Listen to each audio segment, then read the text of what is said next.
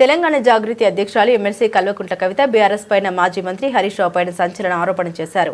అధికారం ఎవరికి శాశ్వతం కాదని, అలా అనుకున్న వారిని ప్రజల ఇంట్లో కూర్చోబెట్టారని వ్యాఖ్యానించారు. తనను పార్టీ నుండి అత్యంత అవమానకరంగా కనీసం షోకాజ్ నోటీస్ కూడా ఇవ్వకుండా సస్పెండ్ చేశారని ఆవేదన వ్యక్తం చేశారు. నేను తెలంగాణ బిడ్డనే, ఆకలినైనా తట్టుకుంటా కానీ అవమానాన్ని మాత్రం తట్టుకోనని స్పష్టం చేశారు. వరంగల్ ప్రెస్ క్లబ్లో నిర్వహించిన మీట్ ది ప్రెస్ కార్యక్రమంలో ఆమె మాట్లాడారు. 20 ఏళ్లు పార్టీలో పనిచేస్తే ఇలా అవమానించి బయటకు పంపించారని కవిత వాపోయారు. ఉద్యమ సమయంలో బతుకమ్మ పేరుతో పల్లె పల్లె తిరిగిన తనను ప్రభుత్వం ఏర్పడ్డాక ప్రోటోకాల్ పేరుతో నిజామాబాద్కే పరిమితం చేశారని అన్నారు. బీఆర్ఎస్ లో తనకు ఎవరితోనూ గొడవ లేకపోయినా కుటుంబం నుండే తనను బయటకు పంపారని తెలిపారు. జాగృతి ఆధ్వర్యంలో చూపిద్దాం కళాకారులు అంటే ఎవరో, గుర్తింపు కార్డులు మనమే ఇచ్చుకుందాం, ప్రభుత్వానికి పంపిద్దాం, ప్రభుత్వం మీద ఒత్తిడి పెంచుదాం, తద్వారా పెన్షన్ సాధించుకుందాం.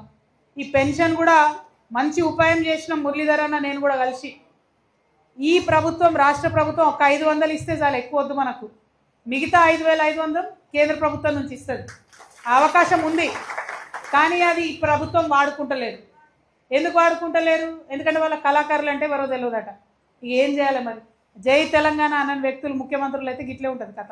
పరేషాన్, ఆయనకు ఉద్యమం తెలియదు, కళ తెలియదు, కార్ఖానా తెలియదు. ఇవాళ మనకు కావాల్సింది ఏంది? మన ఆడబిడ్డలకు గుర్తింపు రావాలి, మన అన్నలు ఎవరైతే కళాకారులు ఉన్నారో వారికి గుర్తింపు రావాలి.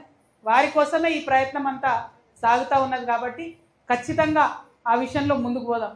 అయితే ఇది ఇంకా సులువుగా సాధించుకోవాలంటే ప్రభుత్వాన్ని డిమాండ్ చేస్తూ ఉన్నాను, ఈ వరంగల్ గడ్డ నుండి జానపద అకాడమీ మీరు ఏర్పాటు చేయండి. వెంటనే జానపద అకాడమీ ఏర్పాటు చేస్తే ఆ అకాడమీ నుంచి కళాకారులందరినీ గుర్తించి అదే అకాడమీ నుండి పెన్షన్ ఇస్తే ఇంకా ఈజీ అవుతుంది కేంద్ర ప్రభుత్వంతో మాట్లాడు.